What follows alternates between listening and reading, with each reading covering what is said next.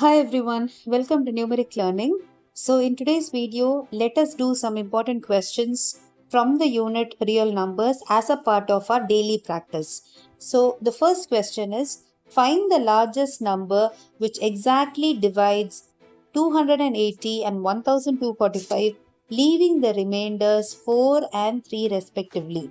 So you have to find a biggest number which exactly divides two numbers, and those numbers will be obtained if you subtract the given number minus the remainder. The given number minus the remainder. So let's find out which are those two numbers. The first one is 280 minus its remainder, which is 4. So you'll be getting 276. And the second number is 1245 minus its respective remainder, which is 3. So you'll get 1242. So you have to find a largest number which exactly divides these two, that is 276 as well as 1242. And whenever you have to find the largest number, you will have to take the HCF, highest common factor, of 276 as well as 1242. And the method with which we can do is the prime factorization. So let us take the prime factorization of 276. So 276, start with the lowest prime number, which is 2. So 2 ones are 2, 2 threes are 6, and then 2 eights are 16. Right? Again 2, 2 6 are 12, 2 9s are 18, and then 3, 3 2s are 6, 3 3, and 23 is a prime number. And then 1 2 4 2, start from the lowest prime number, that is 2, 2 6 are 12, 2 2s are 4, 2 1s are 2. Okay, and then let's go with 3, 3 2s are 6, and then 0, 3 7s are 21. Again 3, 3 6 are 18, again 3 9s are 27, again 3, 3 2s are 6, 3 3s are 9. Okay, so the prime factorization,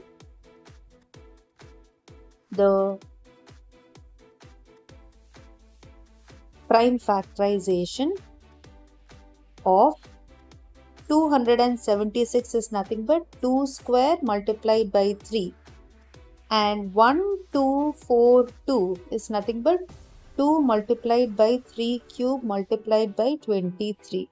Here also you have 23.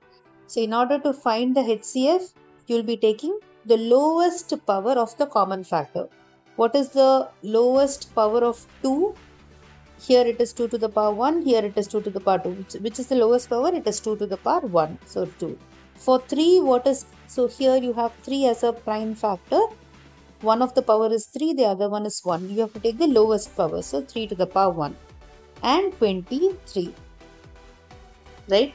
So here you will have 6 multiplied by 23. 3 2s are 6. So 6 3s are 18. 138 is the correct answer. So 138 is the largest number which divides 276 and 1242 perfectly. So 276 divided by 138, you will be probably getting a 2. Okay, and if you divide 1242 divided by 138, again you will be getting a whole number. But if you divide this 280 with 138, it will leave a remainder 4. And if you divide 1245 divided by 1338, it will leave a remainder 3. So whenever such questions are asked to find the largest number or the biggest number which exactly divides any two given numbers, leaving the remainders, then you will have to subtract the given number with its remainder. The given number with its remainder. That's the first thing that you have to do, and then you go calculate the HCF. Okay, so this is how you have to proceed, and this is a very, very important question. You could be asked even 3 numbers, a set of 3 numbers, leaving the remainders, three different remainders. So the first thing that you have to do is subtract the given number with the remainder. Given number with the remainder, get the actual number for which you have to find the HCF. Okay, so this is how you have to proceed. Right, so the answer is 138. Let's move on to the next question. If A is nothing but 2n plus 13 and b is n plus 7 where n is a natural number. Find the HCF of a and b. So here n is given as a natural number. So well, let's replace n with 1. Then what will be a? A will be 2 into 1 which is 2 plus 13 that is 15. And what will be b? B will be n as 1. We have taken n as 1. Right? So b will be 1 plus 7 which is nothing but 8. Let us do the prime factorization. So 15 the prime factorization will be 3 into 5. And for 8 the prime factorization will be 2 cube. Okay, so what I'm going to do, I'm going to make sure all the factors are common across. So here it will be 2 to the power 0. Here I'll write 3 to the power 0 and 5 to the power 0 to make sure 2, 3 and 5 are the common factors. Now find the HCF. So the HCF of 15 and 8 will be, take the lowest power. So it is 2 to the power 0. For 3 it is 3 to the power 0. For 5 it is 5 to the power 0. So the answer is 1. So what is the HCF of a and b? It is 1. Okay. So this is how you have to do it. Always remember, whenever you are given any term or any number with a variable in it, n is a variable and you are given n is a natural number, just substitute n with the natural number. So natural numbers are counting numbers which begin with 1 and it goes on up to infinity. And you can replace n with anything else. You can even replace n with 2 and then go ahead and calculate it. Okay, find the HCF. Let's move on to the third question. The total number of factors of a prime number. What are prime numbers? Prime numbers are those numbers which have only 2 factors. Prime numbers have only 2 factors. Okay, 1 and the number itself. For example, you have 2 is a prime number, 3 is a prime number, 5 is a prime number, 7 is a prime number, and then 11 is a prime number, 13 is a prime number, and so on. So these numbers have only two factors, 1 and the number itself. So always remember, the number of factors of a prime number is always 2. Okay. And if in case if you have a number that has more than 2 factors, then they are called as composite numbers. Composite numbers. Any number that has more than 2 factors. Okay, for example, you have 4. What are the factors of 4? 1 is a factor, 2 is a factor, 2 2s are 4, and then 4 is a factor. So you have 3 factors, right? More than 2. Any number which has more than 2 factors, you call it a composite number. Okay. Okay. Now let's move on to the fourth question. Find the HCF and LCM. Okay, so here there's something missing. And LCM of 12, 21 and 15. First of all, let's do the prime factorization of 12. So 2 6 are 12, 2 3s are. So the prime factorization of 12 is 2 square multiplied by 3. For 21, it is 3 multiplied by 7. And for 15, I know it's 3 multiplied by 5. Now let me make the factors common.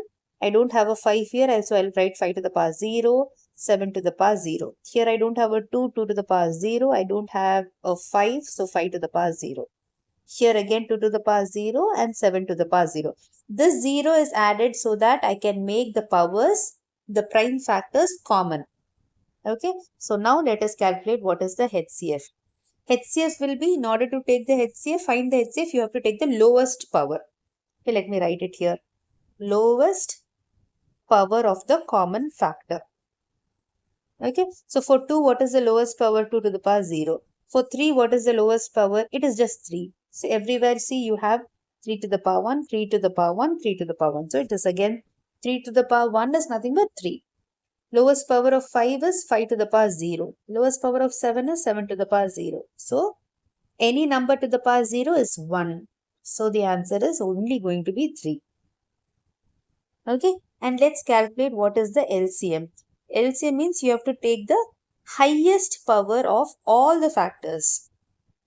Highest power of all the factors. So for 2, what is highest factor? 2 square. For 3, it is 3. For 5, it is going to be 5. And for 7, it is 7. So let's calculate. 2 square is 4. 4 3s are 12. 12 into 5 into 7. 12 5s are 60. 60 into 7. 6 into 7, it's 42. 6 7s are 42 and add a 0. So this is your LCM. So HCF is 3 and the LCM is 420. So the method that we have used here is called the prime factorization. Why is it called prime factorization? Because any given number is broken down into a product of prime numbers. 2, 3, 5, 7 are all prime numbers. And what are prime numbers? All the numbers that have only 2 factors, 1 and the number itself. Okay, and in the world, any composite number, that means all the numbers that have more than 2 factors, they can be expressed as a product of prime numbers.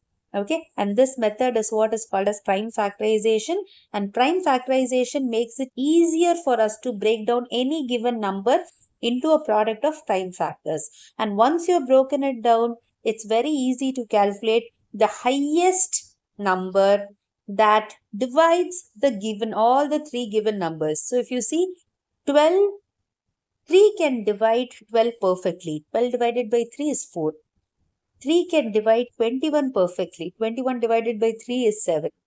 3 can divide 15 perfectly. What is 15 divided by 3? It is 5. And what do you mean by LCM? LCM is nothing but by 12, 21 and 15. Okay, so 12 can divide 420, 21 can divide 420 and 15 can also divide 420 perfectly. Least common multiple, right? The lowest number which can divide, there cannot be a number which is lesser than this 420. The smallest number with which all 12, 21 and 15 is, it can divide. All these 3 numbers can divide 420. Okay. Hope you understood. Let's move on to the next question.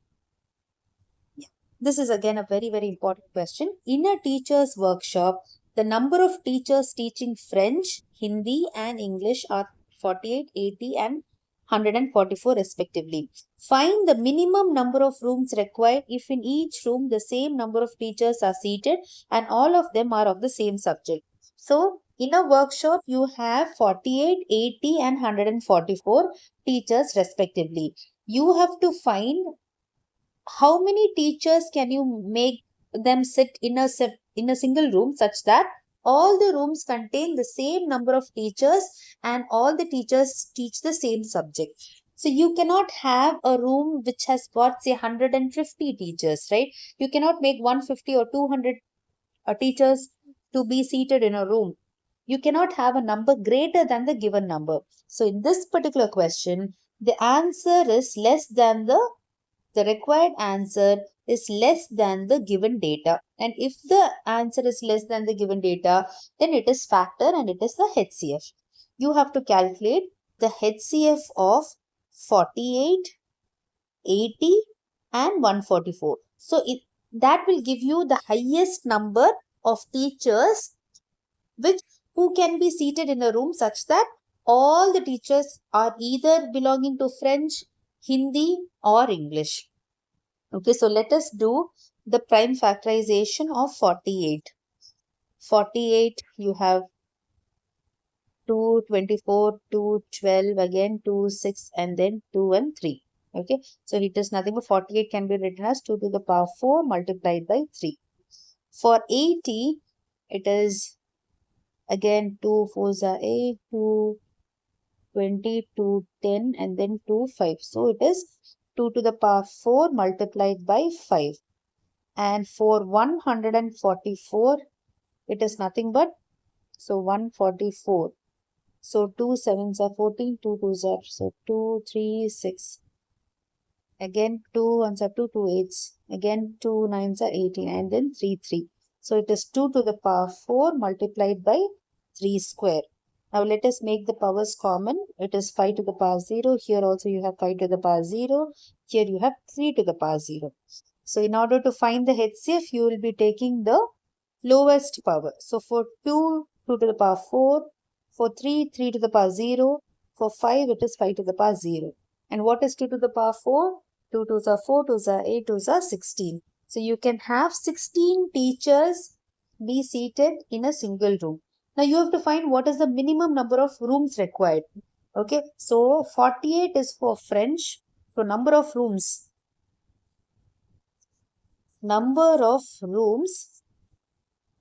required for French will be 48 divided by 16. Right? So you will get 3 rooms. Again, the number of rooms required for the next subject, which is Hindi. Hindi will be 80 divided by 16. Okay, so you will be getting 5.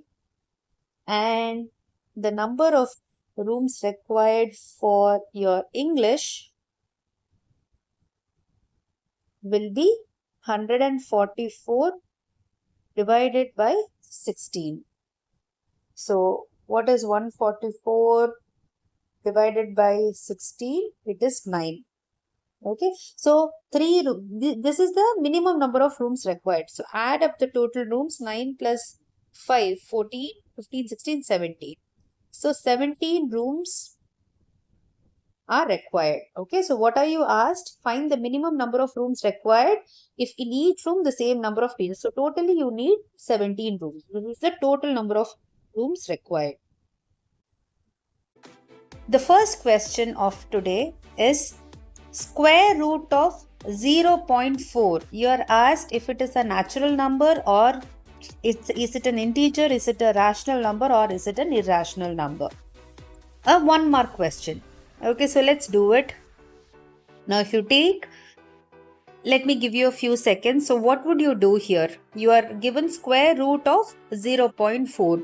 So what can you write 0.4 as? Can you write it as 4 divided by 10? Yes. So try with that. That's a hint for you. You can write 0.4 as 4 by 10. So let me do it for you. So square root of 0.4, you can write it as square root of 4 by 10.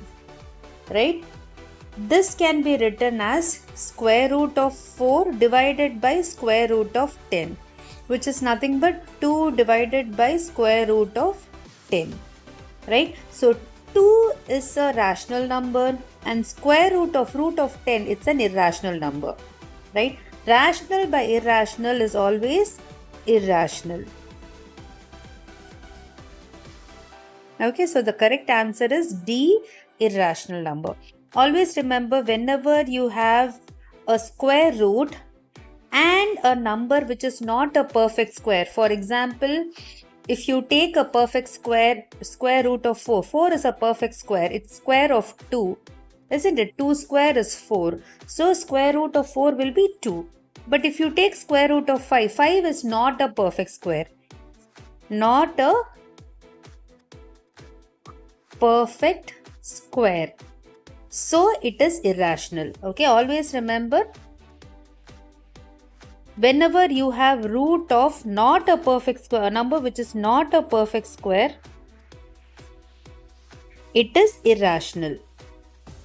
It is always irrational. Okay, so similarly we got here square root of 4. 4 is a perfect square, so you wrote it as 2. 2 is rational. However, the denominator had root of 10. 10 is not a perfect square. So root of 10 is irrational. So rational over irrational is always irrational.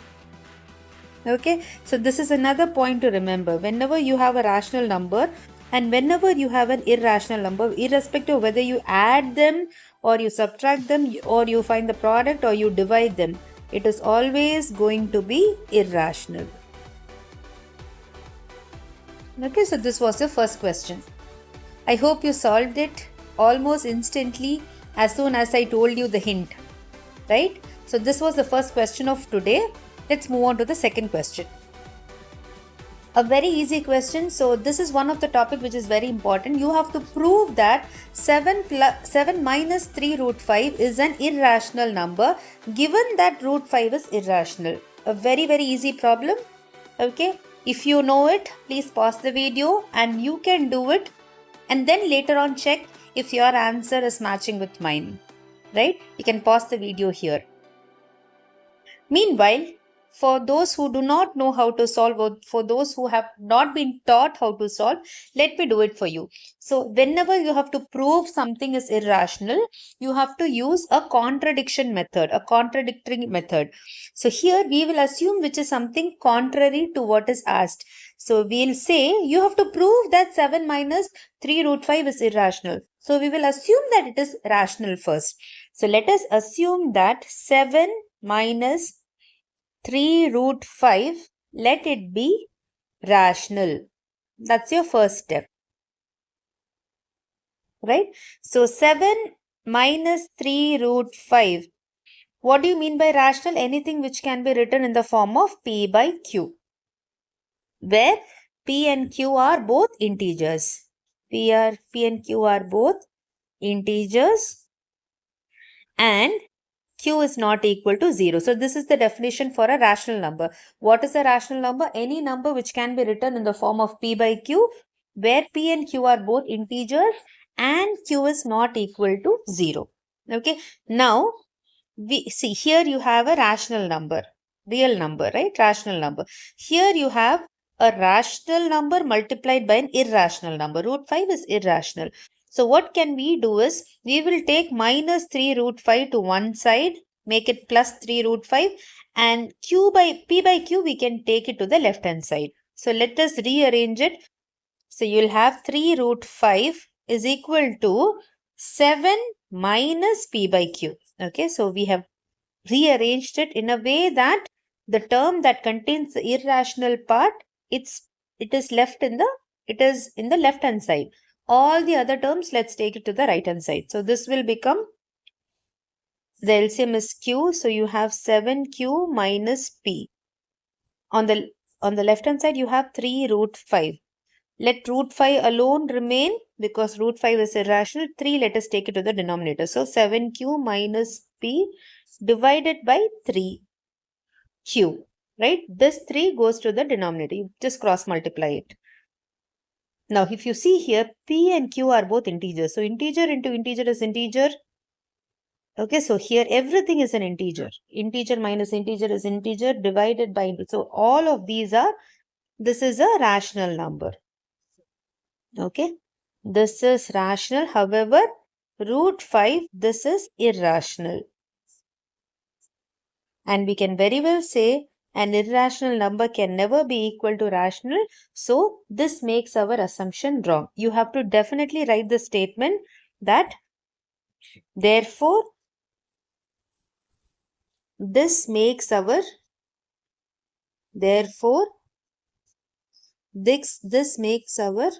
assumption wrong. What we assumed was wrong. What did we assume? We assumed that 7 minus 3 root 5 is rational. So this assumption happened to be wrong. Therefore, 7 minus 3 root 5 is an irrational number. Is an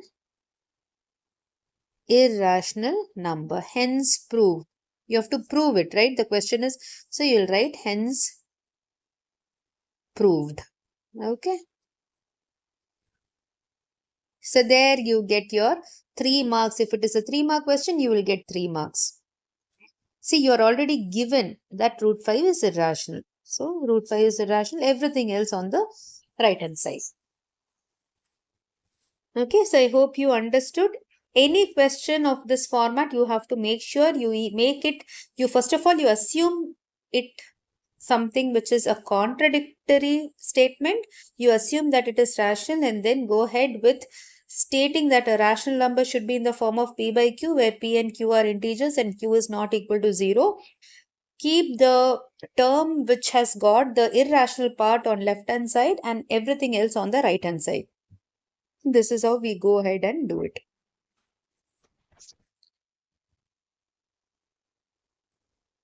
So now let's move on to the next question, wherein the next question is also of the same type. The question is, prove that root 2 plus root 3 the whole square is an irrational number given that root 6 is irrational. So let us do it the same way as we did the second question. The method is called the contradiction method. We will assume that let root 2 plus root 3 the whole square is rational.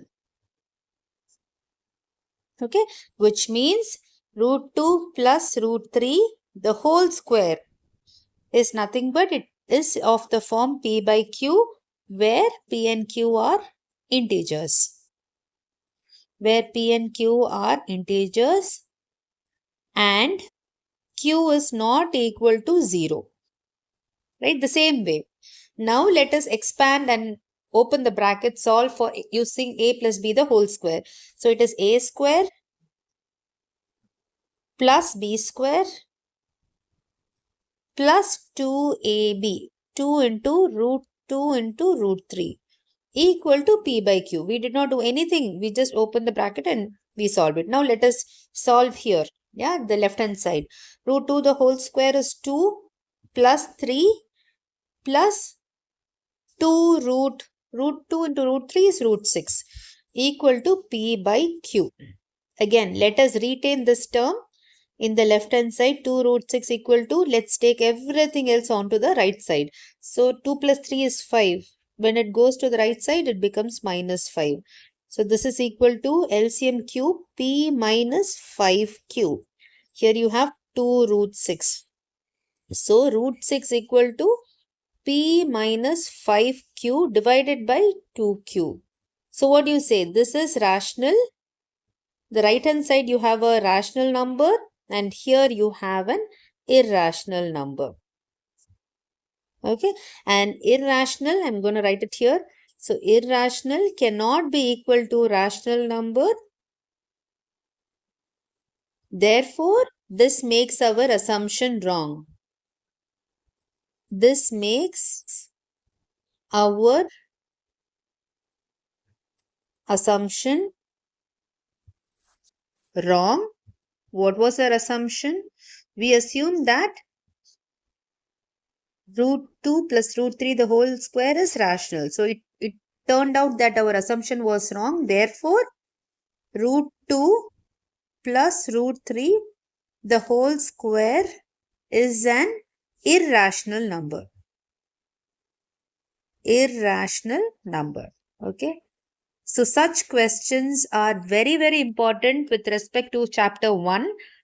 Okay. So please make sure it is not sufficient if you just prove or show the examiner or the evaluator that irrational is not equal to rational. You have to write this statement carries a huge value to show initially, to assume a contradictory statement, and then later on to conclude that this makes our assumption wrong. Therefore, the given number is an irrational number. So very, very important that you get into the practice of writing these statements which carry marks. Okay, so I hope you understood. Let me know in the comments if you're finding my video really useful, and if you have any suggestions or feedbacks with respect to my class or the questions or the way I explain, please feel free to post that in the comments as well. Okay, let's move on to the next question. Yeah. Find the largest possible positive integer that divides 125, 162 and 259, leaving the remainder 5, 6 and 7 respectively. So you have to find the largest possible positive integer that divides a number. And what is that number? You will get that number when you subtract the given number, this number, minus the respective remainder. So let us do that in the first place. So whenever you get questions wherein you are seeing these lines, right? Wherever you are given a condition, that is numbers leaving the remainder, immediately the first thing to do is get the actual number. And how will you get the actual number? By subtracting, say 125 is here, you have 162 and 259. But these are not actual numbers. You will get the actual numbers if you subtract these numbers from its respective remainders. So let us do that. 125 minus 5, 162 minus 6, 259 minus 7. Okay, so 125 minus 5 is 120. 162 minus 6, it's 156. 259 minus 7, it's 252. Now, these are the actual numbers. These are the actual numbers that you need. Okay, so you have to find the largest possible positive integer that can divide these three actual numbers. Okay, so what is the process to find? It is nothing but, so you cannot have a number which is bigger than 120, 252 to divide these two, right? So you need a value which is lesser than these value, so that that smaller number can divide these three. So remember that the required answer here, the answer that you need is lesser than the given these three numbers. So it is always going to be your HCF. You have to find the HCF of 120, the actual numbers 156 and 252. Okay, so let's do the prime factorization of 120. Start with the lowest prime number 2, 2 6 are 12, 0, again 2, 30, again 2, 15, and then 3 and 5. Okay, so for 156, start with 2, 2 7s are 14, 2 8s are 16, again 2, 3s are 6, 9, again 3, 13. Okay, so 252, again start with 2, and then 2 2s are 4, 2 6 are again 2 6 are 12, 2 3s are 6, and then 3, 2, 1, again 3, 7. 7 is a prime number. Okay, so what is the prime factorization? Let me write it in a proper form. 120 is equal to 2 cube multiplied by 3 multiplied by 5, right? 156 is nothing but 2 square multiplied by 3 multiplied by 13. And 252 is equal to 2 square multiplied by 3 square multiplied by 7. Okay. So this is the prime factorization of the three given numbers. Now let me just erase this so that I have space to write. I hope you are also doing along with me. Okay, so these questions are the most frequently asked questions in all the exams, irrespective whether it's board exam or pre-board or your internals. Okay, so here now we have got the three numbers. So for HCF, what will you do? You will be finding the lowest power of all the common factors. But before we find the lowest power of common factor, let us make it common. So 2 is common, right? 2 as a prime factor is common across the 3. 3 is also common. 5, you have it in 120, you don't have it. So I'm going to put into 5 raised to the power 0 into 5 raised to the power 0. 13 is not here, so 13 to the power 0 and 13 to the power 0. Here you don't have 7, so 7 to the power 0, 7 to the power 0. I'm just making sure that I have common factors in all the three numbers. Now let me take the HCF. HCF is nothing but for all the common factors, you have to take the lowest power. Lowest power. Okay. So for 2, what is the lowest power? It is 2 square. For 3, what is the lowest power? It's 3 to the power 1. So it's just 3. For 5, the lowest power is, here you have 5 to the power 1. However, you have 5 to the power 0. So 5 to the power 0 is the lowest power. For 7, it is 7 to the power 0. And for 13, also 13 to the power 0. All these are equal to 1. Right? So 2 square, 4. 4 into 3, 12. So what do you get? The required number is 12. Okay. The required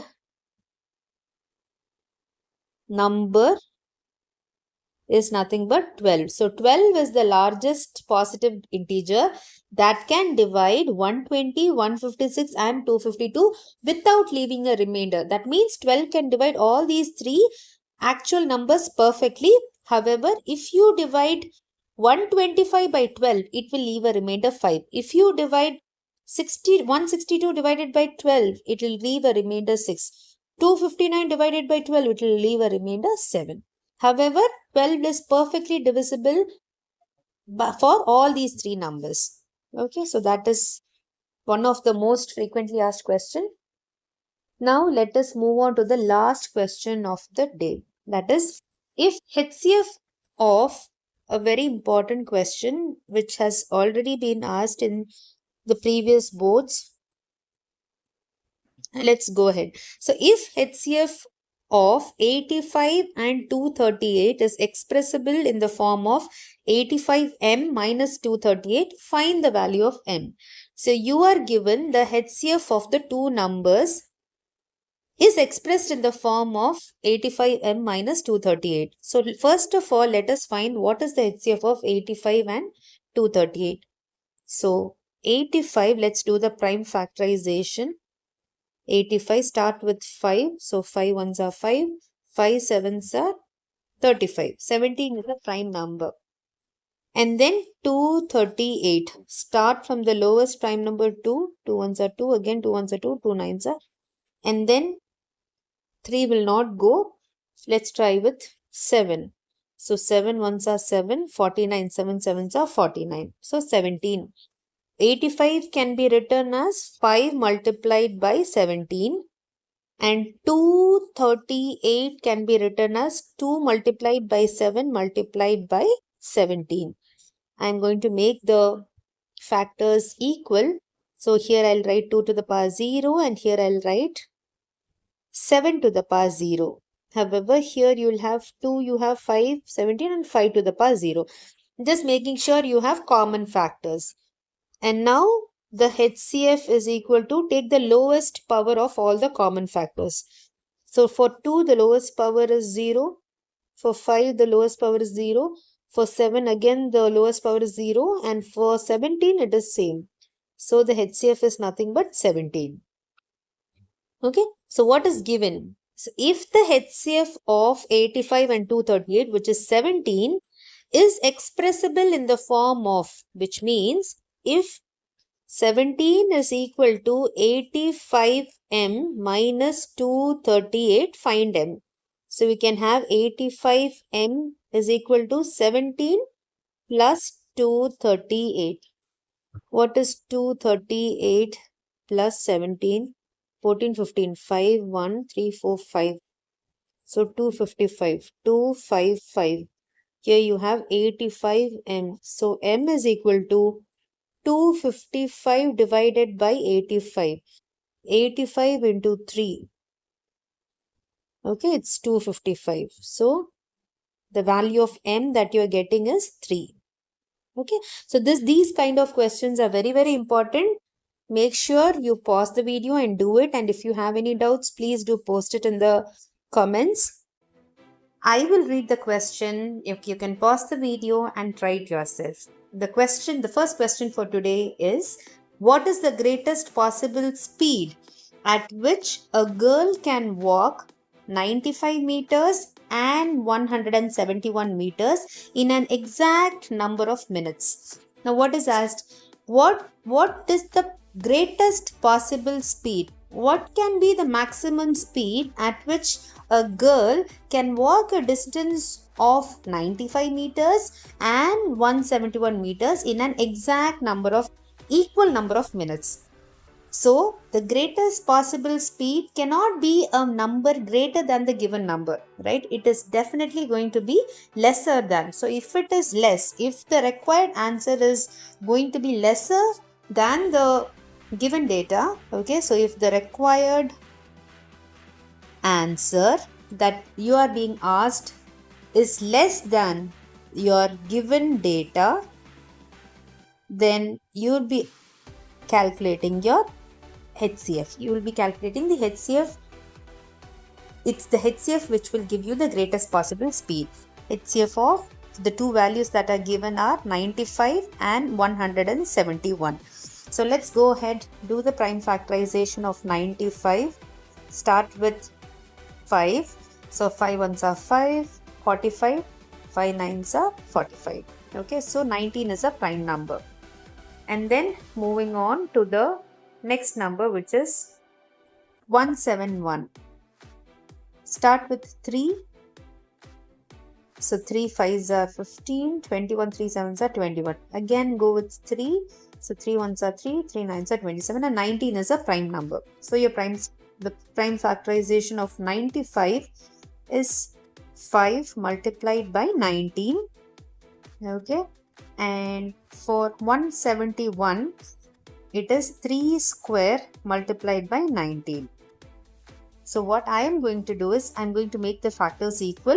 So here in 95 you have 5 and 19. You don't have a 3 here. So I am going to write multiplied by 3 to the power 0, and here we don't have 5 as a prime factor. So we will make it common. So across the two numbers we have 3, 5 and 19. 3, 5 and 19. So it's easier for us to calculate the HCF. So for HCF you will be taking the lowest power of the lowest power of each of the common prime factor. So for 3, what is the lowest power? 3 to the power 0. For 5, what is the lowest power? Look at the powers of 5 here. This is 5 to the power 1, this is 5 to the power 0. So the lowest power is 5 to the power 0. And for 19, it is 19. So the answer is going to be 19. And what is the unit? What were you asked? You were given a distance of 95 meters and 171 meters, right? In equal number of minutes. So this is the answer, which is meters per minute. Okay. So per minute, the greatest possible speed with which the girl can walk, should walk, so that the number of, to make the number of minutes equal, it is going to be 19 meters per minute. So you can write the answer here. The greatest possible speed will be 19 meters per minute. Okay. So always remember, whenever you are asked to find the greatest possible of 2 or 3 numbers, then greatest possible of 2 or 3 numbers, then you'll have to determine the HCF, or the highest common factor. Now let's move on to the next question. The question is, find all the pairs of positive integers whose sum is 91 and HCF is 13. Show your work. So let the pairs of numbers, or let the two numbers be x and y. You are given the HCF of the two numbers, that is x and y, is going to be 13. That means 13 can divide x and 13 can also divide y. Okay. So x is nothing but 13 into something, right? It comes in the multiplication table of 13. 13 into something is giving you x. And for y also 13 multiplied, but that's why it's the HCF. 13 multiplied by some number is giving you y. So let this be p and let this be q. Okay, wherein, let me write it as where p and q are co-primes. Where p and q are co-prime. What do you mean by co-prime? The numbers that have only 1 as a common factor. Okay, so x is the number, y is another number, and p and q are co-primes. So this is the first thing. Okay, now what else are you given? You're also given, for those positive integers, the sum is going to be 91. So you are given x plus y is equal to 91. This is also given in the question. Okay, now let's substitute x as 13p plus 13q equal to 91. So p plus q equal to, take 13 common out. So it will be 91 divided by 13. So 13 into 7 is 91. Okay, so the sum, that is the sum of these co-primes, right, P and Q is going to be 7. Let us see all the possible values of numbers that P and Q would match in order to have a sum of 1 and in order to have a sum of 7. So all the possible pairs, okay, possible values of P and Q. So all the possible values of P and Q such that P plus Q should be 7 are, first of all, it's 1 and 6, and then you have 2 and 5, you have 3 and 4. Only these are the pairs of possible wherein 1 and 6 are co-primes, 2 and 5 are also co-primes, 3 and 4 are also co-prime numbers. Now, considering the value of P and Q which are co-primes, let us calculate what would be all the possible x values when you have P as 1 and Q as 6, when you have P as 2 and Q as 5, when you have P as 3 and Q as 4. Let's calculate that. So, all the possible values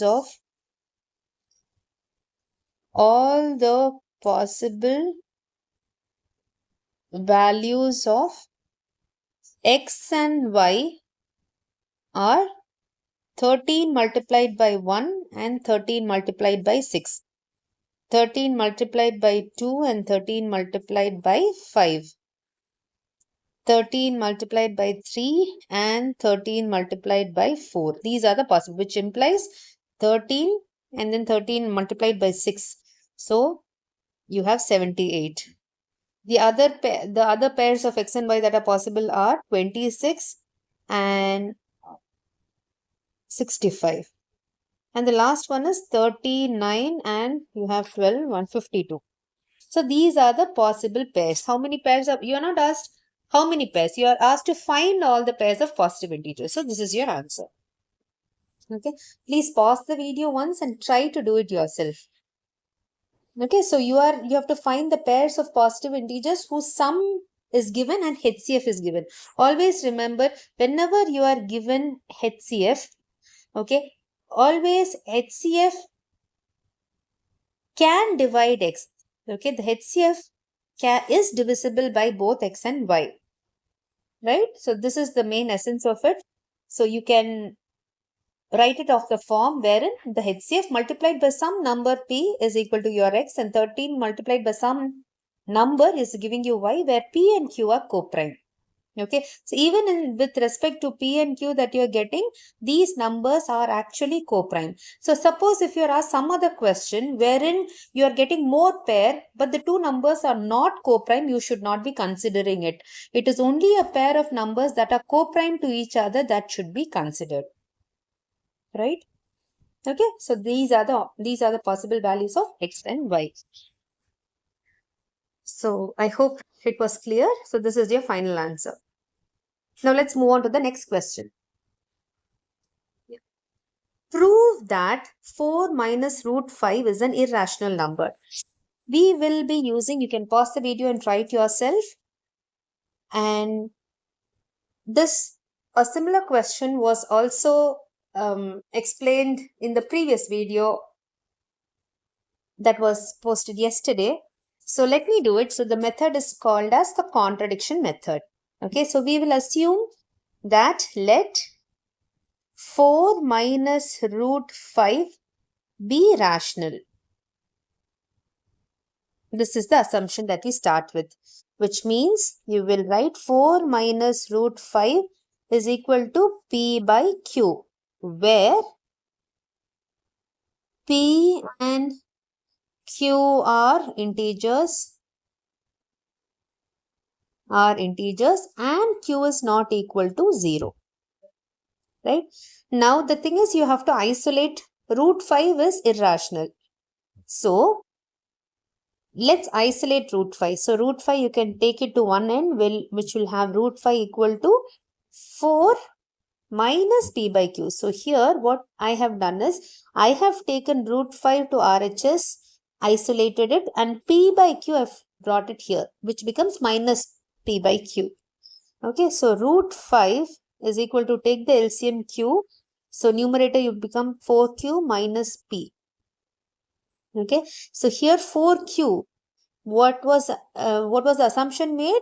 That p and q are both integers. So here you have got 4 into q. This is an integer. P is also an integer. Integer minus integer is also an integer divided by integer. So integer over integer is a rational number. So this is rational. And root 5 is irrational. And irrational cannot be equal to rational. So you have to write the statement that this contradicts. This makes our assumption wrong. This makes our assumption wrong. Therefore, what we had assumed initially, that is 4 minus root 5. Therefore, 4 minus root 5 is an irrational number. Is an irrational number. Hence proved. Hence proved. Do not skip any of these steps. Make sure all of these are written. You should also be including what is P and Q. They are both integers and Q is not equal to 0. All these details are very much needed in a question wherein you have to prove irrationality. Okay. So hope you understood. Please pause the video and do solve it. These questions are very, very important. Let's move on to the next question. Show that 5 plus 2 root 7 is irrational given that root 7 is irrational. A very similar way of doing it, let us do. Again, you will be using the method which is called the contradiction method. So, let 5 plus 2 root 7, let it be rational. So, I can write 5 plus 2 root 7 is equal to P by Q, where P and Q are both integers and Q is not equal to 0. Let us isolate the term that contains the irrational part. So, the next step 2 root 7 equal to P over Q minus 5. So, take the LCM Q, numerator becomes P minus 5Q. So, here you have 2 root 7. So, root 7 equal to, take 2 to the denominator in the RHS part. So, you will have P minus 5Q divided by 2Q. Okay, so root 7 is isolated because root 7 is already mentioned. You are given that root 7 is irrational. So, you are isolating the irrational part. So, again here you have root 7 is irrational. And on the right hand side you get integer minus integer divided by integer, which is nothing but all rational. Okay, so this is rational.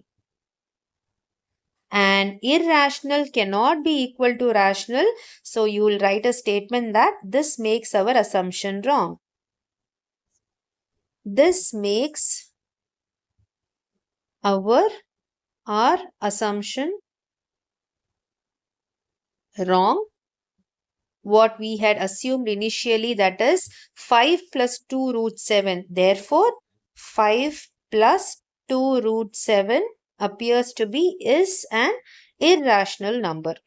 Is an irrational number, hence proved. Okay.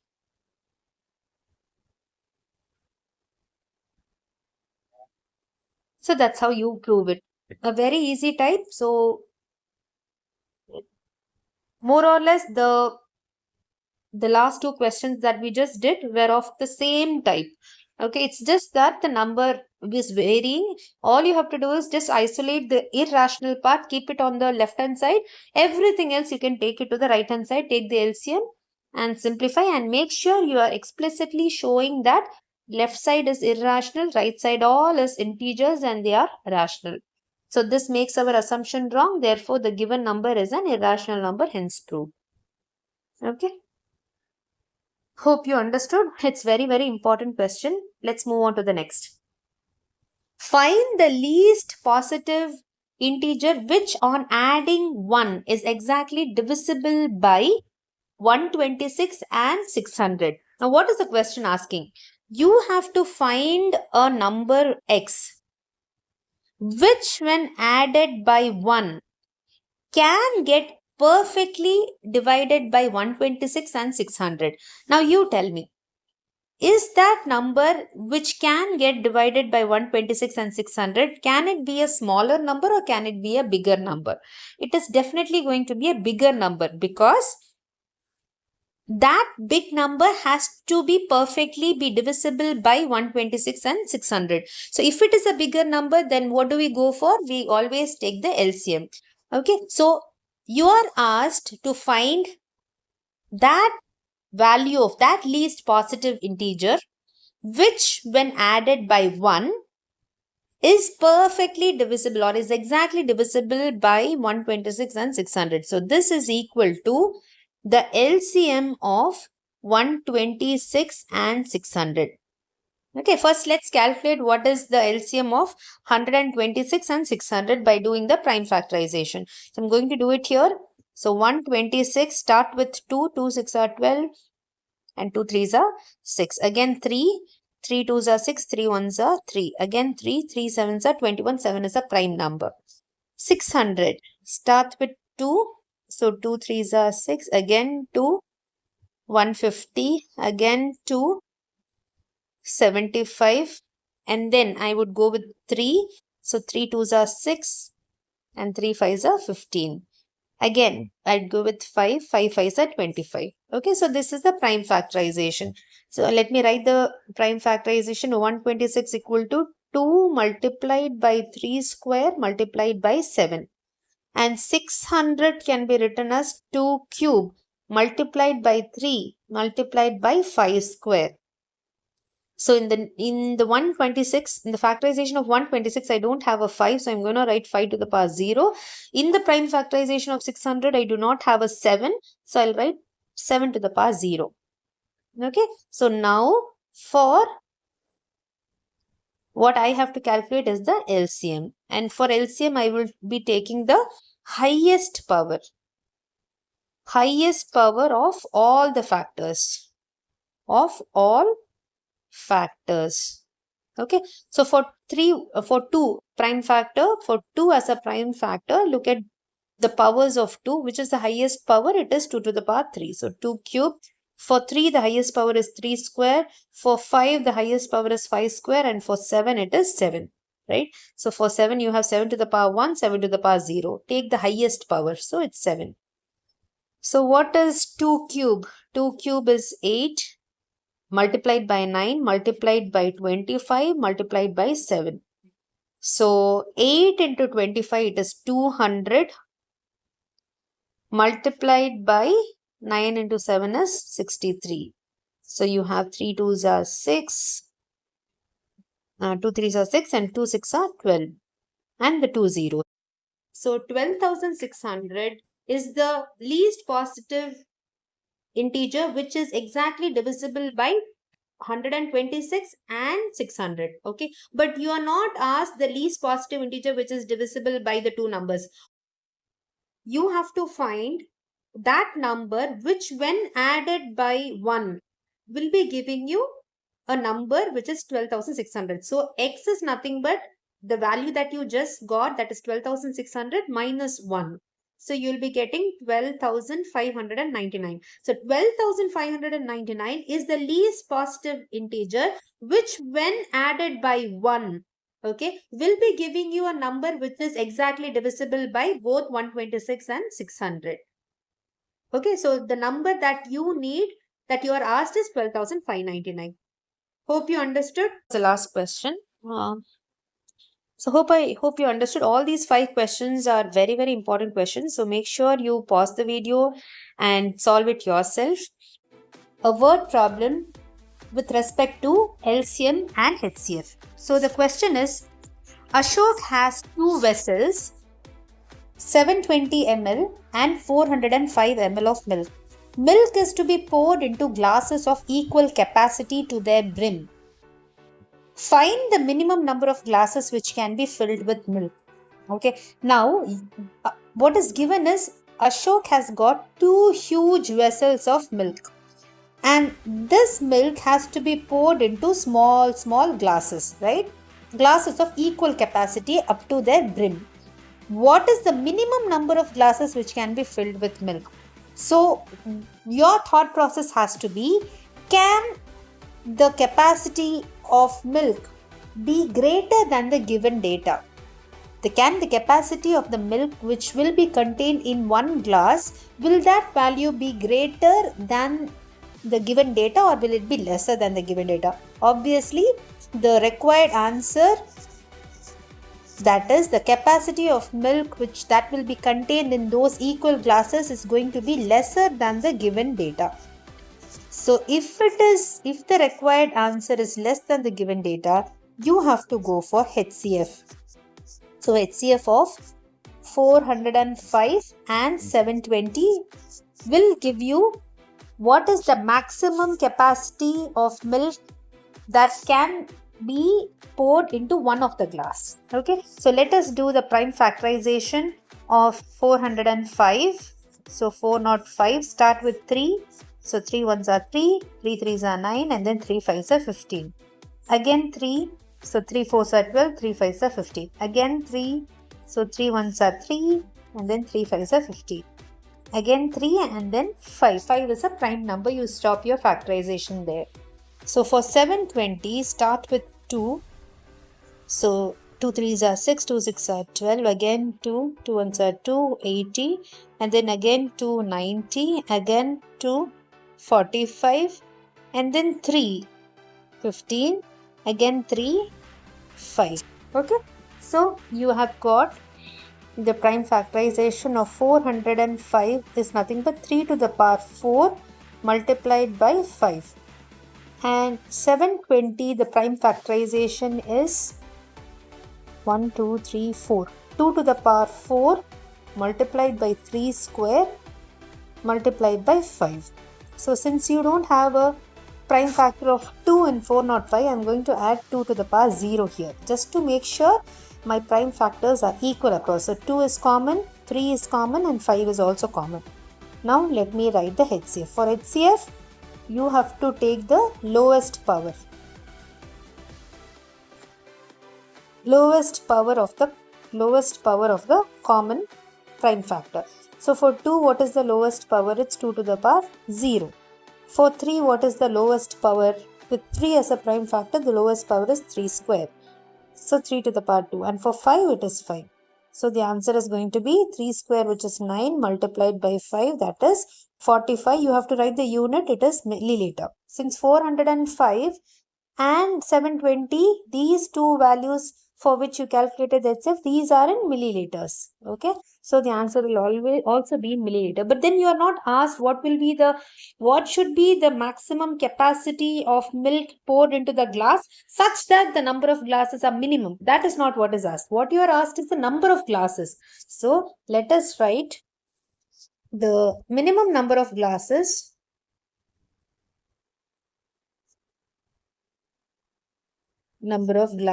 needed will be 7. First of all, for the first vessel, 720. So 720 divided by 45 plus, what is the second value? For the second vessel, it is 405. So 405 divided by 45. Okay, you have to just add it up. It will give you the number of glasses. So for 45, when you divide 720 and 45, 720 divided by 45. Okay, first let's cancel with 3 or 5. Okay, so 5 nines are 45. Again 5 ones are 5. Again 5 fours are 20. Again 5 fours are 20. Okay, so 9 ones are 9. And then 54, 9 6 are 54. So the answer will be 16 here. Plus 405 divided by 45. So cancel with 5. 5 nines are 45. 5, 8 and 1. So 9 nines are 81. So it's 9. So 16 plus 9, which is 25. So 25 minimum number of glasses with each glass of 45 ml is what is asked. Okay, so find the minimum number of glasses that can be filled such that you have minimum number of glasses and all the glasses have equal capacity of milk to be filled. So you have calculated 25 is the final answer. Let's move on to the next question. The LCM of 12x cube y square and 18x to the power p y cube is given you. 36x to the power 4 y cube. Find the number of integer values of p. So let's do it. Very easy question. So 12x cube y square. Okay, you have to factorize it. 12 can be written as 4 into 3. So 2 square multiplied by 3 multiplied by x cube multiplied by y square. And your 18x to the power p y cube can be written as, you can write it as, is it 18? Yeah. Okay, so 18 you can write it as 2933. So 2 multiplied by 3 square multiplied by x to the power p multiplied by y cube, right? So the LCM of these two is given to be 36x to the power 4 y cube. So 36, let's do the prime factorization. So 18, 2, 9 and then 3, 3. So it is 2 square multiplied by 3 square multiplied by x to the power 4 multiplied by y cube. Okay. Now you have to find, okay. So normally for LCM what we would take is the highest power, right? The highest power of all the prime factors, of all prime factors. Highest power. So for 2 if you take the highest power, it's 2 square, so 2 square. For 3 if you take the highest power is 3 square, so 3 to the power 2, correct. So for y, again the highest power is y cube. So the highest power will be your LCM. Now if you compare x cube and 3 and p, the highest has to be 4, right? If you compare. So what you have to write it, the maximum value of 3 comma p is supposed to be 4. So what would be the value of p such that the maximum is 4? Its p is going to be 4. Okay. So the answer is p equal to 4. Right? Okay. So always remember for LCM you have to take the highest power of all the prime factors. Please pause the video and try each of these sums yourself. Okay. Let's move on to the next question. So the HCF of x plus 2 into x square minus 7x plus k and x minus 3 into x square plus 3x plus L is x plus 2 into x minus 3. Okay. So you have to find the value of k and L. Find k and L is the question. Let's do it. Okay. So HCF you are given as x plus 2 multiplied by x minus 3 is the HCF of these two functions. So let one of the function be f of x. Okay, f of x is nothing but x plus 2 into x square minus 7x plus k, the variable k. And let your g of x, the second function, be equal to x minus 3 multiplied by x square plus 3x plus L. Okay. So let us substitute the value of this function with the x value of the HCF. Okay. So x plus 2, right? X plus 2 equal to 0. So what will be the value of x? It will be minus 2. So let's take f of minus 2. If you substitute minus 2 in this function, the answer will be 0 because minus 2 into plus 2 will be 0. Okay. And then let's calculate for, so x plus 2 equal to 0. So x equal to minus 2. Okay. And the other one is x equal to plus 3. These are the two values that we can put it in the function so that we get the value of k and L. Now let us substitute f of 3. Okay, if you substitute f of 3 in f of x function, what will you get? You will get 3 plus 2, which is 5, multiplied by 3 square 9 minus 7 into 3 plus k. Okay, this is equal to 0. Okay, so 5 multiplied by 9 minus 21 plus k equal to 0. So this 5 will go to the other end, it will be a 0. So minus 12 plus k equal to 0 and k equal to plus 12. Okay, so this is that's the value of k. The same way, let us calculate for g of x. So g of 3 will be 0. So if you substitute 3 here, 3 minus 3 is 0. Let's calculate what is the value of g of minus 2. G of minus 2. That will get you the value. G of minus 2 will be equal to 0. So minus 2 minus 3 multiplied by minus 2 the whole square. You're just substituting instead of x minus 2 here. Okay. So 4 and then plus 3 multiplied by minus 2 plus L equal to 0. So what is it? Minus 5 multiplied by 4 minus 6. 4 minus 6, it's minus 2 plus L equal to 0. So minus 5 will go to the other end. So minus 2 plus L equal to 0 and L equal to 2. Okay. So what are the values? The required answer is k equal to 12 and L equal to 2. This is your final answer. Okay, so very easy. Whatever is the HCF given, from there you can find out the variable value for which the function will be equal to 0. Okay. So hope you understood. This is a different kind of a question, but if you have practiced this type, you'll definitely be able to do it. Let's move on to the next question.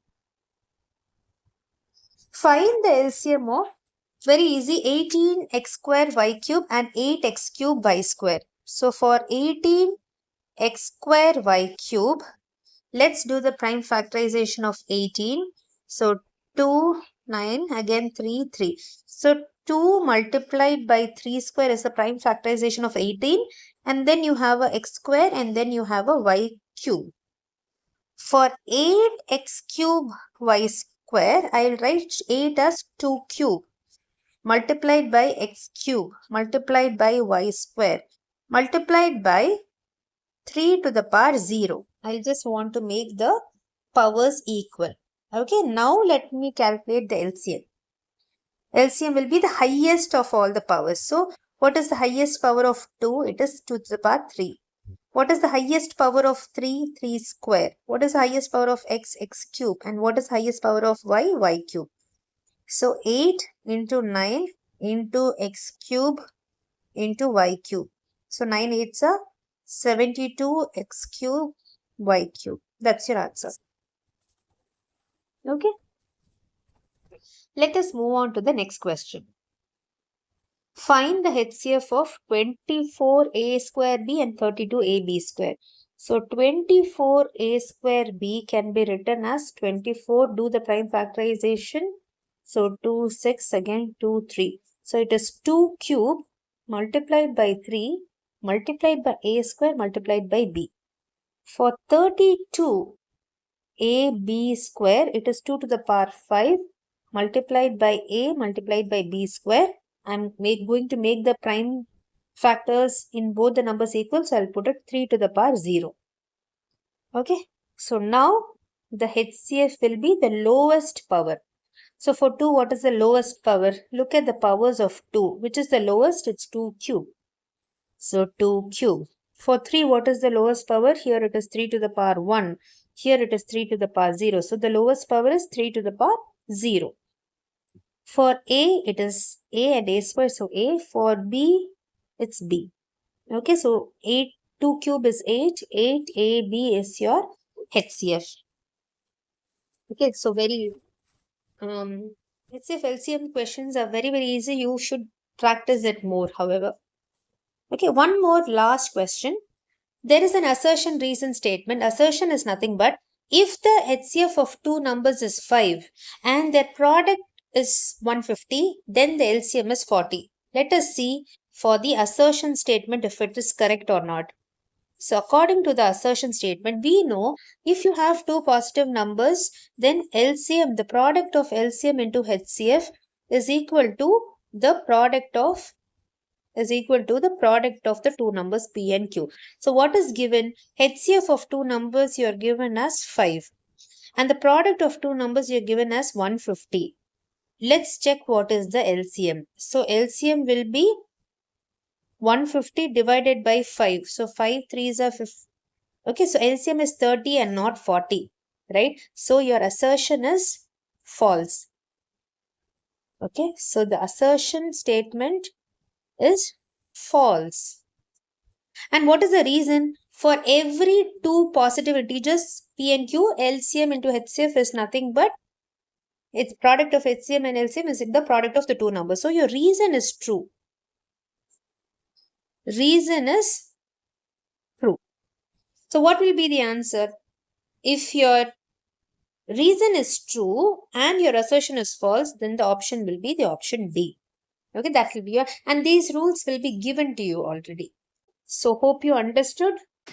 Two numbers are in the ratio 2:3 and their LCM is 180. What is their HCF? So you are given two numbers. Let those two numbers be A and B. The ratio of the two numbers, that is A by B, is nothing but it's in the ratio of 2:3. So let the two numbers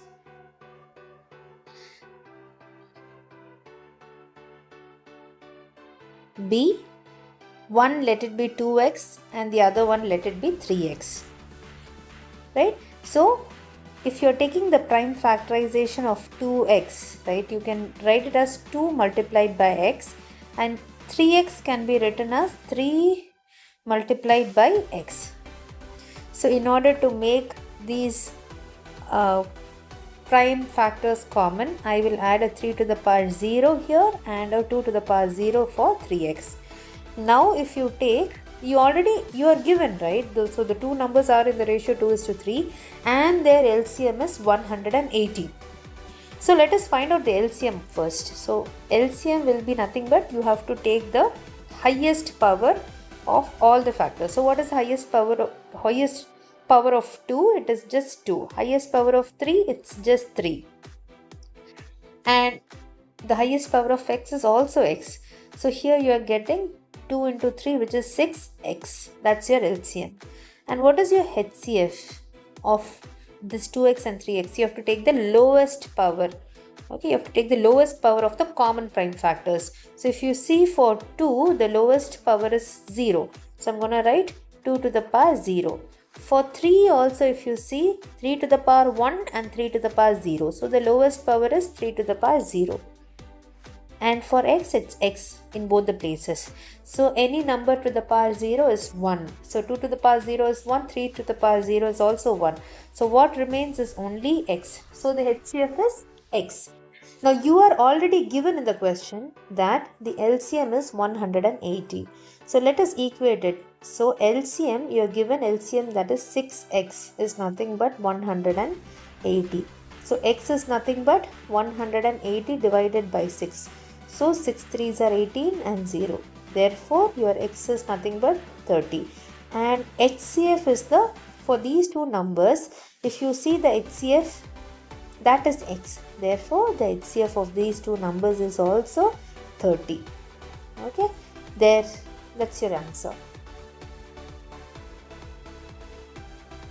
Hope you understood. So these are the kinds of problems that you can expect. It could be any ratio, right? It could be 2:5. It could be, even if you are given HCF is given and you are asked LCM also, you have to follow the same pattern, right? You can pause the video and please try to do it yourself once. Okay, this is a very important question. Let's move on to the next. Yes. You are given, the question is, the LCM of two prime numbers P and Q is 221. Find the value of 3P minus Q. So whenever you are given LCM of two prime numbers, you should know that whenever you have any two prime numbers, the LCM is always the product of those two primes, that is P multiplied by Q. And you are given the LCM of the two prime numbers is 221. So P multiplied by Q is the LCM. Okay, so that is equal to 221. Now let us do the factorization, prime factorization of 221. If you see, you have 13, right? It starts with 13, and 13 ones are 13, and 7. 13 into 7 is 221. Okay, so P multiplied by Q is nothing but 13 multiplied by 17. These are the only two prime numbers. But you are given a condition. You are given that since P is greater than Q, which of the two numbers is a bigger number, that will be P. So therefore, your P is nothing but 17 and Q is the other number, that is 13. Now you can find out the value of 3P minus Q. So which is nothing but 3 multiplied by 17 minus 13. So what is 3 multiplied by 17? 51 minus 13. So if you calculate it, you will be getting 38 is the final answer. Okay, so this is also a very good question wherein you actually have to think, and what you have to know is this, that whenever you have any two prime numbers, okay, so for example, the two prime numbers are 3 and 5 respectively. The LCM is going to be the product of them, that is 3 into 5, 15. Always remember it. LCM is always the product of, if you have the two numbers as prime numbers, the LCM is always the product. So this is done. Now let's move on to the third question. On a morning walk, 3 persons step out together and their steps measure 30 centimeter, 36 centimeter and 40 centimeter respectively. So what is given is, so you have a person walking, right? Okay, so suppose the measure of the steps, right? Each of these steps, they measure, one is 30 centimeter, the other person's step measure is 36 centimeter, and the third person's step measure is 40 centimeters. Okay, respectively. What is the minimum distance each should walk so that each can cover the same distance in complete steps? So what is that minimum distance that each one of them should walk so that each of them can they can cover the same, the distance covered should be the same, and all the three of them are taking equal complete steps. Complete steps means, suppose the distance is say 120. So 120 divided by 30 means 4. 4 equal steps a person will be taking, and 3 equal steps the person C will be taking, right? Complete steps. 40 plus 40 plus 40 is 120. So it has to be complete. Now so in order to know this, what you have to think is, will the distance that is asked, right, the minimum distance that each one of them should walk so that they can cover the same distance, is that distance, can it be a lesser value? Can that distance be 10 centimeters or 5 centimeters? Is it logically, does it make sense to think that the minimum distance that each one of them should cover in complete steps is 5 centimeter?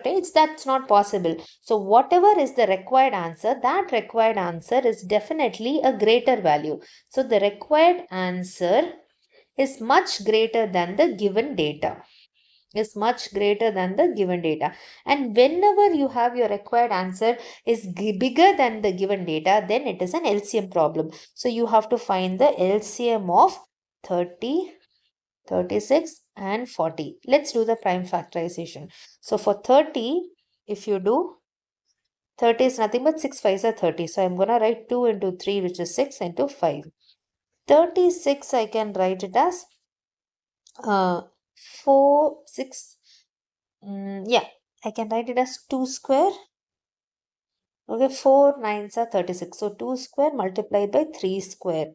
So 9 4s are 36. Okay, and 40 I can write it as 2 square. So 40 I can write it as 8 into 5. So 2 cube multiplied by 5.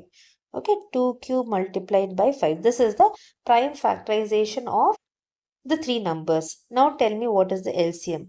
Before finding the LCM, let us make the factors common. So here I'll write a 5 to the power 0. Here I'll write 3 to the power 0. So for LCM, you have to take the highest power. Okay, for LCM, you have to take the highest power. Take the highest power of each of the common factors. So for 2, what is the highest power? Look at this. So 2 to the power 1, 2, 3. So the highest power is 2 cube. 2 to the power 3. For 3, what is the highest power? So here you have a 3 to the power 1, 2 and 0. So the highest power is 3 square. And for 5, the highest power is 5. So you're getting 8 multiplied by 9 multiplied by 5. Okay. So 8 5s are 40 multiplied by 9. 9 4s are 36 and a 0. So 360 centimeter is the minimum distance each one of them should walk. Okay, so 360 is that minimum distance that each one of them should walk so that they can cover this distance in complete steps. All the 3 people will be taking complete steps and they'll be able to cover this minimum distance. Okay, so I hope you understood. Please let me know in the comments if it is clear.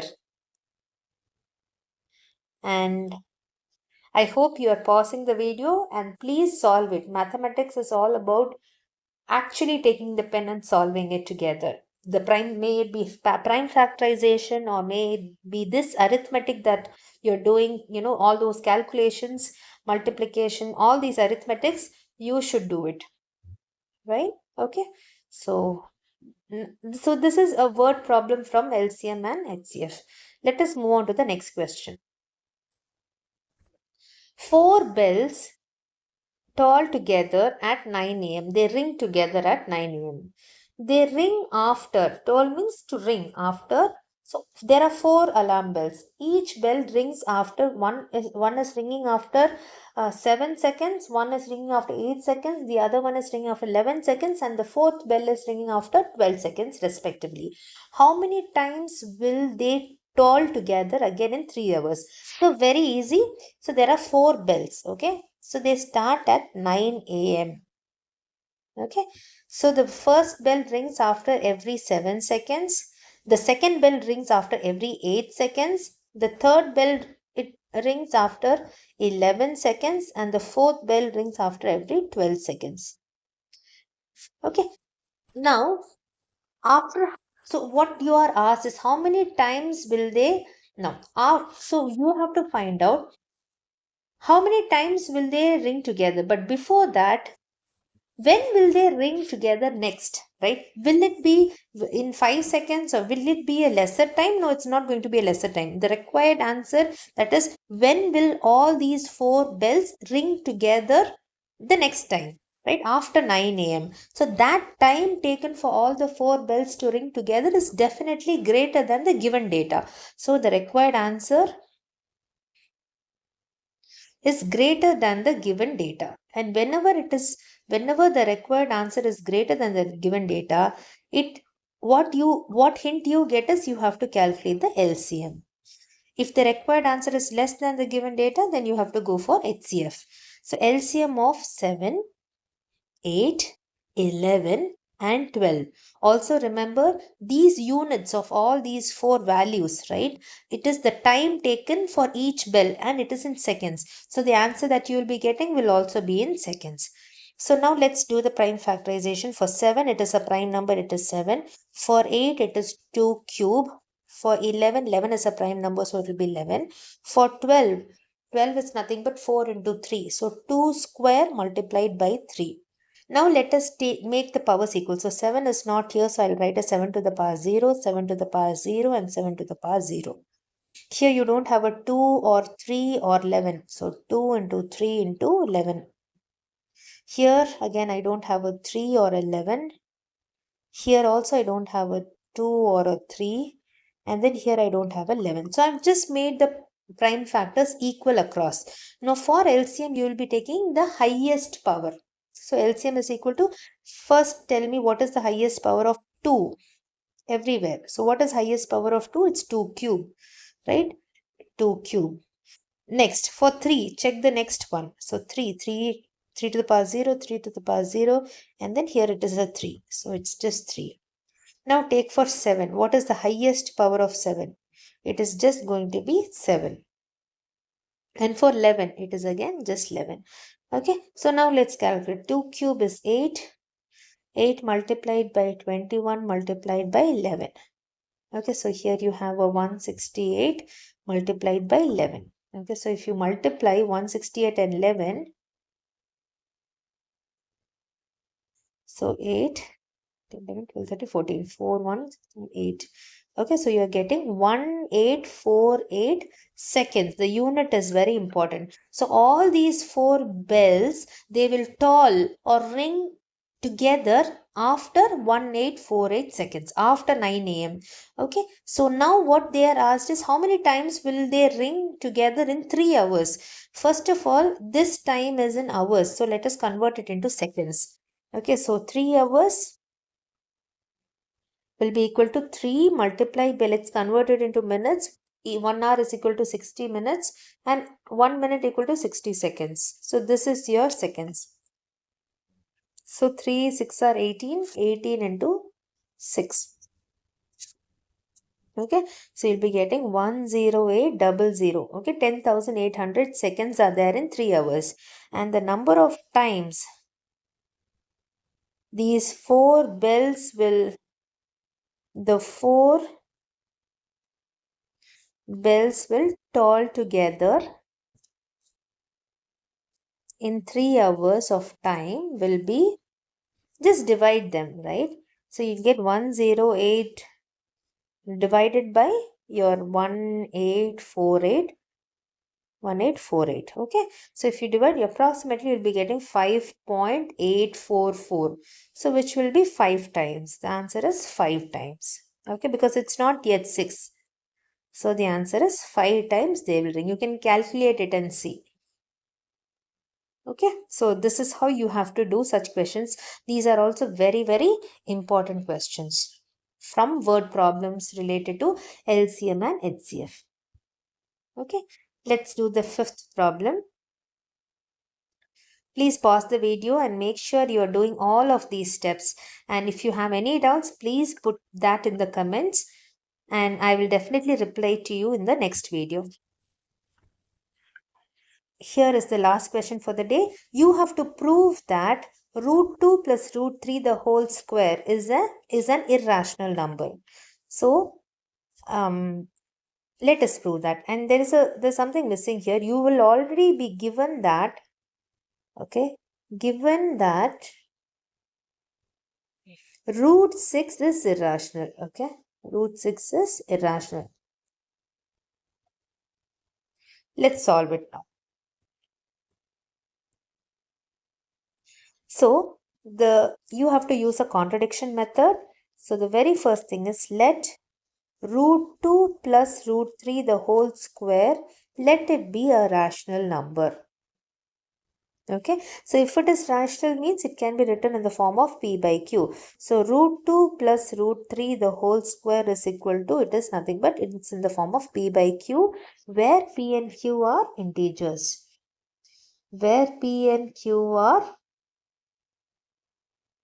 integers and q is not equal to 0.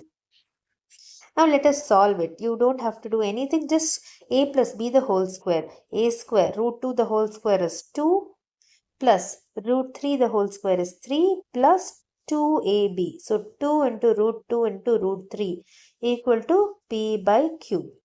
Right? 2 plus 3 is 5. 5 plus 2, root 2 into root 3 is root 6 equal to p by q. Now what you have to do is just retain the term that contains the irrational part. You're already given that root 6 is irrational. Let 2 root 6 first be here. Okay, let it be on the left hand side. Take everything else to the right hand side. So p by q minus 5. Take the LCM, so you'll have q in the numerator, p minus 5q. Now what you can do is retain root 6 alone in the left hand side. Take 2 to the denominator. So p minus 5q divided by 2q. Now if you see, p is an integer, right? P is an integer. 5 and q, 5 multiplied by q are integers, 2q is an integer. So this is nothing but it's rational, right? Everything, whenever you have integer over integer or integer plus integer divided by integer minus integer, it's going to be a rational number.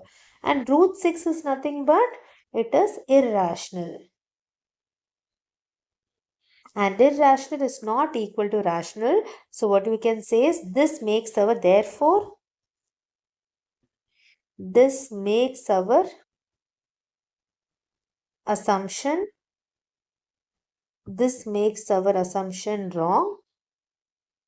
What we assumed initially is wrong. That is, what did we assume? We assumed that root 2 plus root 3 the whole square is rational. Therefore, this makes our assumption wrong. Hence, therefore, root 2 plus root 3 the whole square is an irrational number.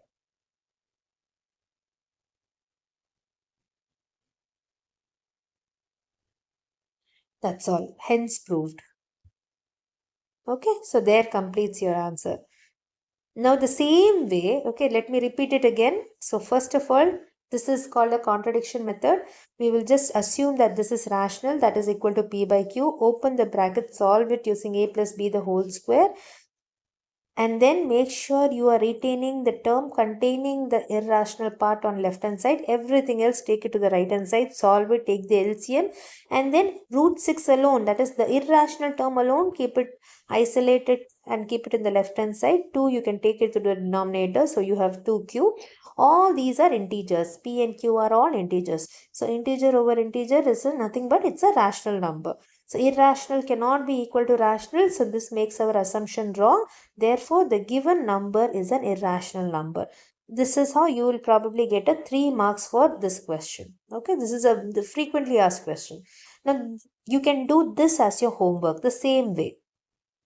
Prove that root 2 minus root 5 is an irrational number. Please do solve it and let me know in the comments if you are able to do it. And if you are not able to do it, please convey the same via comments, and I will definitely make sure in the next video of Do Math with Me, I will solve it and show it to you. The question is, find the smallest number which is divisible by both 644 and 462. So what does it mean? You have to find a number, that is x, which is divisible by 644 and the same number when divided by 462 does not leave a remainder. It divides perfectly. So that number, is it going to be a smaller number or a bigger number? So definitely it's going to be a bigger number, right? And if it is a bigger number, it is going to be LCM. Please do check my previous daily practice series because we have done a similar questions earlier as well. So here the required answer is greater than the given numbers, the given data. The required answer is bigger, and if it is bigger, we have to go for LCM. So find the LCM of 644 and 462. So when you go 644, start with the lowest prime number. Let's do the prime factorization. So 2 3s are 6, 2 2s are 4, again 322. Again go with 2, so 2 1s are 2, 2 6 are 12 and 2 1s are 2. And then it's divisible by 7. So 7 2s are 14 and then 7 3s are 21. So 23 is a prime number, so we stop our factorization there. Now 462. Start with the lowest prime number, that is 2. So 2 2s are 4, 2 3s are 6, 2 1s are 2. And then go with 3. So 3 7s are 21. Again 7, right? 3 7s are 21. And then 7 into 11. 11 is a prime number, so we stop there. So the prime factorization, what we get is for 644, it is 2 square multiplied by 7 multiplied by 23. And for 462, it is 2 multiplied by 3 multiplied by 7 multiplied by 11. Now I am going to make the factors equal. I do not have a 3, so I'll write 3 to the power 0 and also add 11 to the power 0 in the first number. In the second number, I do not have a 23, so I'll add a 23 to the power 0 to the second number. Now for LCM, you will be taking the highest power, right? LCM. So you have to take the highest power of each of the common prime factor. Take the highest power, right? So LCM, so for first of all, let's do with 2. So what is the highest power of 2 in among both? If this is 2 to the power 1, this is 2 to the power 2. So 2 to the power 2. For 3, what is the highest power? If you see, this is 3 to the power 1 and 3 to the power 0. So the highest is 3 to the power 1.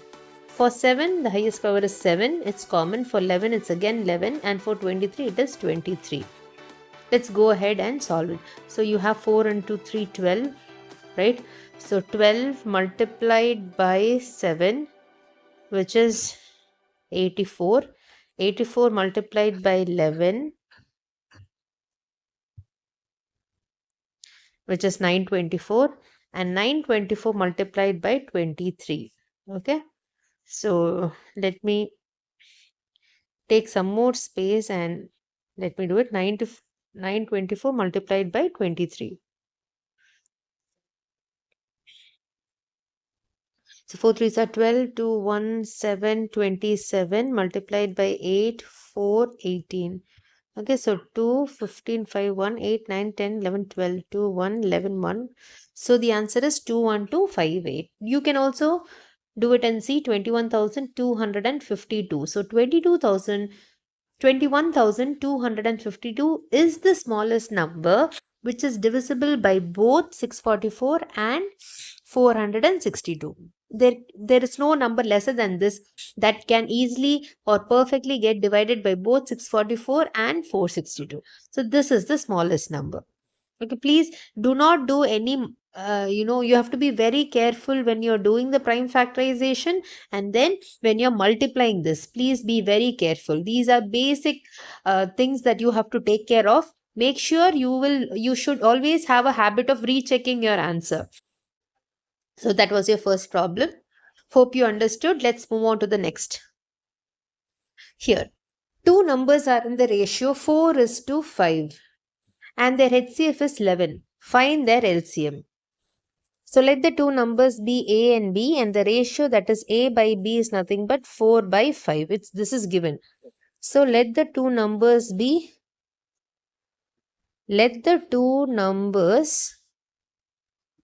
one is, let it be 4x and 5x respectively. Okay, so 4x I can write it as 4 multiplied by x, and 5x I can write it as 5 multiplied by x. Let me again, as usual, make the powers equal. Okay, so here I'm gonna write 5 to the power 0, and here I'm gonna write 4 to the power 0, just to make sure I have common prime factors in both.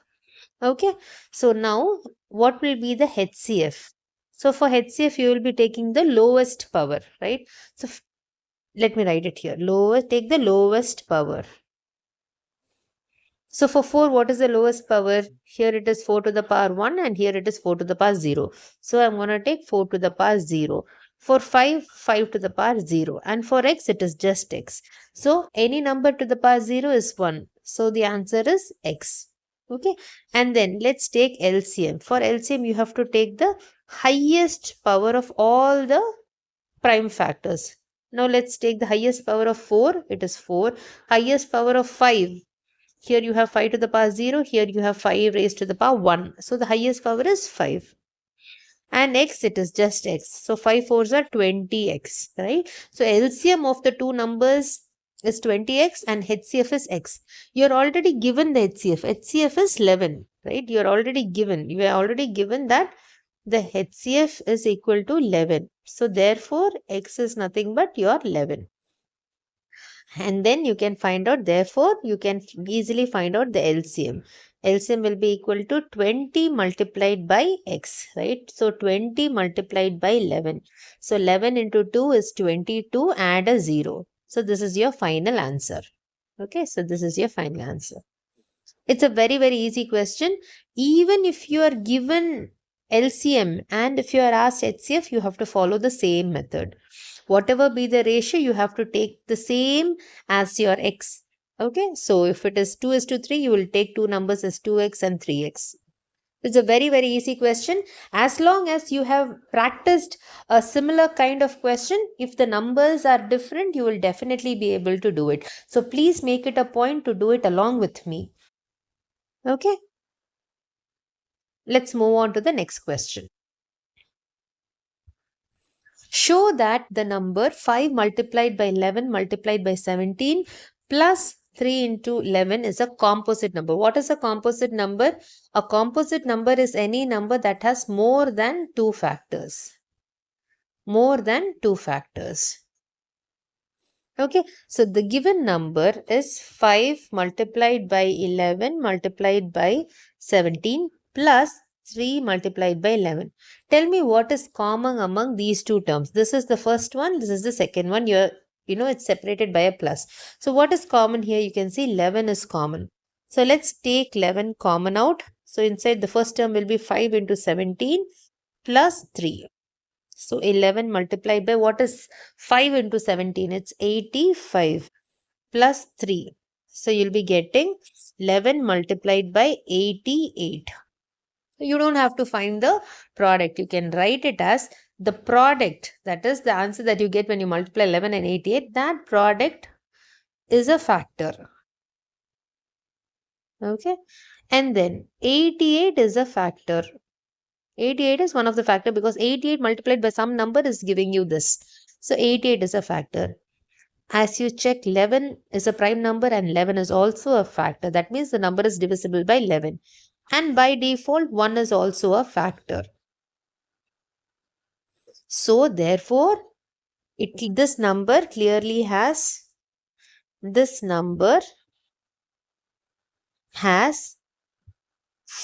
minimum 4 factors. So we can write more than 2 factors, right? Clearly has more than 2 factors. Therefore, it is a composite number. Therefore, it is a composite number. Okay. So this is how you have to do. Always make sure you are able to find the common. Which among the two terms you have, which number can you take as common? So if you see here, 11 is common and everything else is fine. You have to just show that it has more than 2 factors. Because any number that has more than 2 factors is a composite number, and the number that have exactly 2 factors, that is 1 in itself, is a prime number. Right? So this is very easy question, and you have a similar question in your NCERT exercise 1.1 as well. So do check out. I have completely covered almost all the possible questions, and I will keep updating as soon as I find. So do check out my playlist on real numbers. Okay. You'll be able to find your NCERT exercise problems solved and explained in depth. You'll also be able to find exemplar problems that I have solved, and I have put up the video. So do check it out. Now let's move on to the fourth question. The question is, find the least number which when divided by 12, 16 and 24 leaves a remainder of 7 in each case. The very first thing, whenever you have to find the smallest number that can get divided by 12, 16 and 24, that's the first thing. So how will you find the smallest number, the smallest possible number that can get divided by all the three numbers, that is 12, 16. So you have to find LCM. Okay, LCM of, the first thing that you have to do is find out the LCM of 12, 16 and 24. Let's do the prime factorization. So for 12 is nothing but 4 into 3. So 2 square multiplied by 3. 16 is nothing but 2 to the power 4. And 24 is nothing but 8 3s are 24. So 2 cube into 8 into 3. Okay, so I'm just gonna add a 3 here so that it's equal, and the LCM of the three numbers will be, you have to take the highest power. So 2 to the power 4 multiplied by 3. What is 2 to the power 4? It is 16. 16 multiplied by 3, which is 48. So 48 is the least number which is divisible by all the three, which can get divided by 12, 16 and 24 perfectly. But then what is the question asking?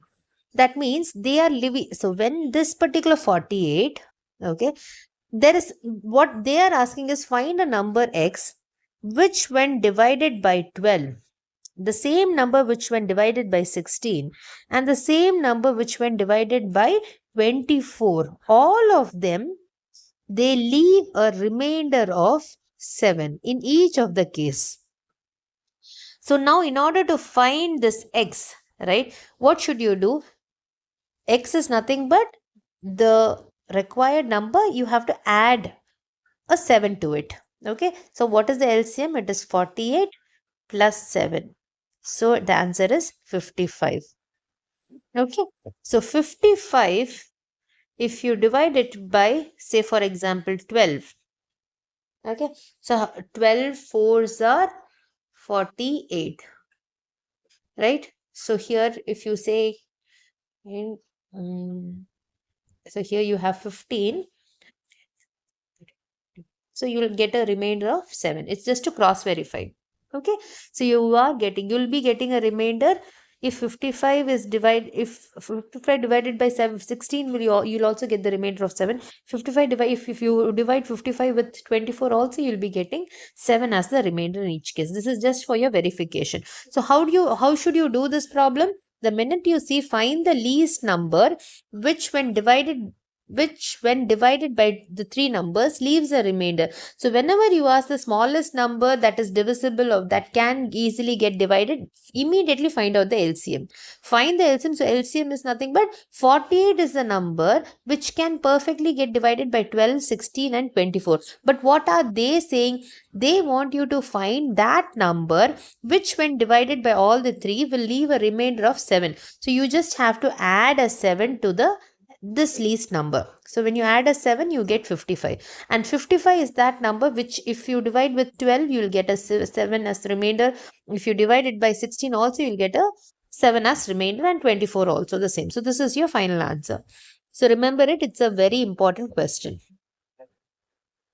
Okay, so similar pattern of questions are frequently asked, right? So this is your final answer. Now let's move on to the next question. So this is very similar to the second question that we did. Two numbers are in the ratio 2:3 and their LCM is 180. Find their HCF. Very easy. So let the two numbers be A and B. The ratio is given as 2 and 3. So let the two numbers be 2x and 3x respectively. Okay, so 2x you can write it as 2 multiplied by x. 3x I can write it as 3 multiplied by x. I'm going to make the factors common. And then let me calculate what is the LCM and HCF. So LCM is nothing but you have to take the highest power. So 2 highest power of 3 is 3 and x, which is nothing but 3 into 6x. Okay. And HCF, you have to take the lowest power. So 2 to the power 0, 3 to the power 0 and x. So the answer is x. Now what have they given? They have given the LCM is 180. What is the LCM? LCM is equal to 180. This is nothing. This is given in the question. So what is the LCM that you have got? 6x. 6x equal to 180. X is nothing but 180 divided by 6. So 6 3s are 18. X is nothing but 30. And x is your HCF. Right? HCF is x. Therefore, you can write the HCF of the two numbers is nothing but 30. Okay, that's your final answer. So very easy question to do. So we have done two questions of a same type. Okay, the ratio of the two numbers will be given to you. Either LCM will be given or HCF will be given. Based on with any one of the value, you can find the other value. Okay, so these are the questions for today. Please do make sure that you solve these questions. Make a note of these questions because these are the kinds of questions that are mostly asked from chapter 1. If you understood, please leave your feedback in the comments and I'll definitely respond to it. If you have any doubts or if you find any topic which is difficult, please post that in the comments. Looking forward to your feedback, and let's continue learning maths every day just for 20 minutes. Happy learning. Thank you.